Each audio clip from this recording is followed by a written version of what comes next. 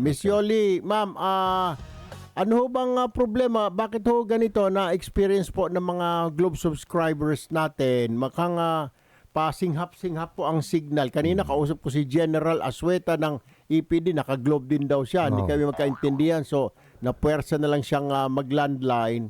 Ako naman ho, nagalit ho yung nanay ng anak ko dahil akala minura ko yung anak ko dahil sabi ko, pot!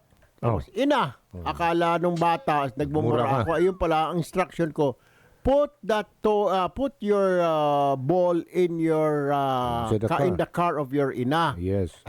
Ang pagkarinig niya, put! Ina! Okay, naglalakad ako. So, at marami pa po ngayon, sige, 2 araw na po ako nagpo-post sa Facebook para makita ho ninyo at mabasa. Tignan ho lang na lang ninyo ang reaksyon, Mama Yoli. Kasi po, nagre-reklamo po sila. Kaya, can you tell us what is happening? May mga inaayos ba kayo? Meron ho ba kayong, usually po kasi meron kayong mga upgrade? What's going on? Opo. So, Congressman, unang sa lahat po, gusto ko pong humingi ng paumanhin sa inyo. Alright. At doon po sa lahat po ng nagre-reklamo sa services natin, okay, kami naman po ay tuloy-tuloy ang pag-invest natin sa ating network. Okay. So, ang nangyayari po lately kasi meron po tayong pockets of congestion. Okay, so siguro po yung na-experience nyo as I have been told sa Parañaque, no? So may pockets of congestion po tayo kasi po there are some areas na maaaring kulang ang ating infrastruktura. So kinakailangan pa po nating mag-build ng new towers dun sa area na yon. Ngayon, kung fiber po ang pag-uusapan natin, maari pong may cases po tayo na nananakaw po yung ating kable at napuputol. Meron din po tayong cases na gano'n. Kasi po, yung minsan po kasi akala ng ating mga kababayan, yung mga lumang kable natin may laman pang copper. Kaya akala nila, pag tatapyasin nila yon, babalatan nila, mabebenta pa nila yung copper. So hindi na po gano'n ang ating mga fiber. Ang fiber po natin ngayon ay fiber optic na, mga manipis na plastic. Okay. So yung pagnanakaw po ng fiber at pagpuputol po ng ating mga kable, nangyayari po yan nationwide, Congressman. So hindi lang po sa Metro Manila, pati po sa Visayas at Mindanao. So in your case po, sabi nyo nga more than 20 years na po kayong customer ng Globe. Kayo po ay may platinum relationship manager, sir. Meron po akong platinum relationship manager. Pero syempre, ina-explain niya ho sa akin yan. Ang sabi ko lang ho sa platinum manager ko na, baka naman pwede, we can do something about it. Kasi sabi ko, it's not like because I'm a platinum manager, uunahin niyo ako. Sabi ko, dapat lahat. Kasi sabi ko, it will be unfair kung ako lang ang ayusin ninyo. Like, you have to fix the entire system. Yun ho yung sinasabi natin, ma'am. Kasi, ang nakapagtataka, some of my relatives and friends, they're on smart naman. Hindi naman ganun ka lala yung kanilang problema. Kaya ng katabi ko rito, si Aljo Bindio, naka-smart po siya, pero they're not experiencing that. Hindi kaya, ma'am, sobrang dami na ng inyong subscriber, nahikayat ninyo ng mga prepaid, kaya hindi na kinakaya yung overload kung tawagin, Miss Yoli? Actually, Congressman, on the contrary, dahil po tayo ay nagkaroon ng SIM card registration, naalala niyo po, actually, nagbawas po tayo ng napakaraming SIM. Nagbawas pa, ha? Opo. So, ibig pong sabihin, yung dating 86 million natin, naging 56 million na lang. So, talagang nagbawas po tayo ng mga customer doon sa ating system. Kasi yun po yung mga SIM na hindi na nagagamit. So, na-deprovision na po natin siya. I think it's really a lot to do with kaya congested, kulang po yung infrastruktura in some areas. Miss Yoli, naka 5G na pero mahina pa rin ang signal. Yung reklamo naman, maagang paniningil. 2 weeks before due date. Nangungulit na kaagad ang Globe. Pinuputulan pa. Tapos hindi daw maganda ang serbisyo ng Globe.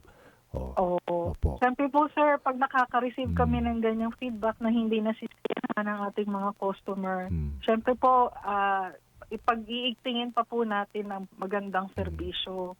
So yung sa paniningil naman po, Yun naman po kasi gusto namin wag mabigyan ng penalty ang ating mga customer. Tsaka ang nangyayari po kasi pag hindi nakakapag-buy, napuputol. Ganun ba?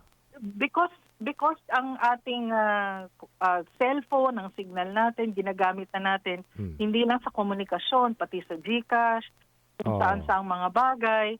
Ayaw po natin sana na maputulan ng serbisyo ang ating mga customer. Kaya po nangungulit kami. Ano ba yung sistema ninyo kapag may panahon na talagang pangit ang serbisyo, pwede bang i-reimburse, ikaltas doon sa monthly? Yung araw na yun, o oras na hindi ba ganda signal? Nakakapagbigay naman po kami ng waiver. Waiver? Man. Meron. Opo, nakakapagbigay Paano po naman mag-apply? kami ng waiver. I-report nyo muna. Hindi na po kailangan mag-apply. I-report? On face-to-case basis, pagka kunyari na-resolve na natin yung problem ninyo, nakakapagbigay naman po ng waiver ang Globe.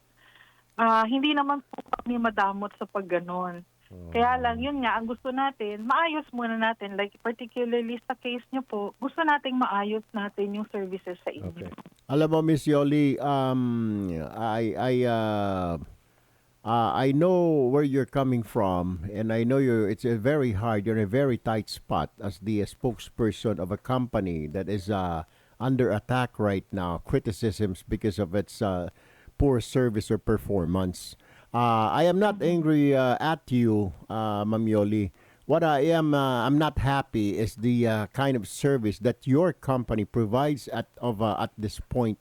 So I would like to ask on behalf of the 56 or 58 million other subscribers of Globe to please fix this problem ASAP. Makakaasa po ba kami, Ma'am Yoli? Opo, makakaasa po kayo, Congressman. Kami naman po ay, whenever we're given this kind of feedback, Opo. at patuloy naman po kami nagmamonitor pati sa social media, kami naman po ay seryosong committed sa Ayun. pagbibigay po ng magandang serbisyo. Grabe 58 million pala subscribers. Ang laki ng kita nyo, Ma'am Yoli. 55 sa Smart. 9.1 sa dito. Malaki pang kita nila. Malaki yan. 58 Yung million. dito, nandoon na. O 9.1 na lang. Anyway, isa pa ho, Ma'am Yoli, nabanggit nyo kanina yung mga sa Wi-Fi, yung Wi-Fi ko dito sa opisina. Globe. Opo. Ay, may pasinghap-singhap po eh. Parang may COVID. Parang may COVID po. In-advisean ako na lagyan ng extender, pinalagyan na ho namin. Wala pa rin ho. Hindi ho magawan talaga ng paraan ng Globe. Hindi ko alam kung ano na magandang gawin dito. Baka sa bahay niyo po ba yan o sa opisina? Ay, sa office, ma'am, ito. Office. Opo. Meron po tayo talagang problema sa ating mga, ang tawag po natin dyan, in-building solutions. In-building Kasi solution. Kasi kung Ano ba to? tignan nyo po, ang advocacy po ngayon ng Globe, sana mabago po natin yung ating building code. Kasi po, mula po sa umpisa pa lang, ang building code po natin does not take into consideration ang ating communication facilities. Ganun ba? Hindi tulad ng tubig tsaka ng ilaw. Kaya ang nangyayarapan po tayong pumasok para mapaganda yung signal sa ating building, sa loob ng building natin. May mga Wi-Fi extender na ho. Mesh, signal booster. Mahina pa rin. Kompleto pa. Kompleto. Kahit po ganon, Congressman, kung hindi po configured talaga ng maayos, mula po Building. sa umpisa, talaga pong may challenge tayo. Kaya ang advocacy po natin ngayon, kung kayo po ay magtatayo ng building or bagong property, sana po sa planning stage pa lang, kasama na po ang telecommunications tulad ng ilaw at tubig. Ayun. Tawagan mga Salome yung ating engineer at saka architect. Pagiba mo ito, paayos mo ulit from ground Yung to kwan. Ha?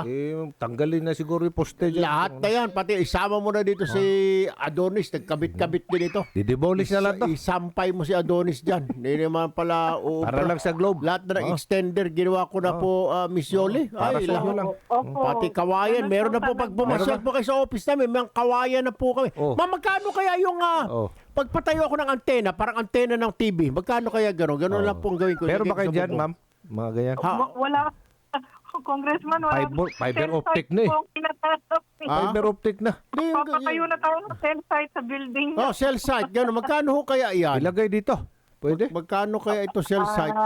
Hindi ko lang po alam kung Milyon yata magkano ito. ngayon ang ating sales. Dagdagan mo lang alambre na lang yun. Lagyan mo yung alambre dyan Bilhin sa ko na lang yung cell site nandito dahil nandoon na sila. Oh. Hiramin ko na lang muna. Baka po pwede i-convert. Nandun siya. Nandito tayo eh.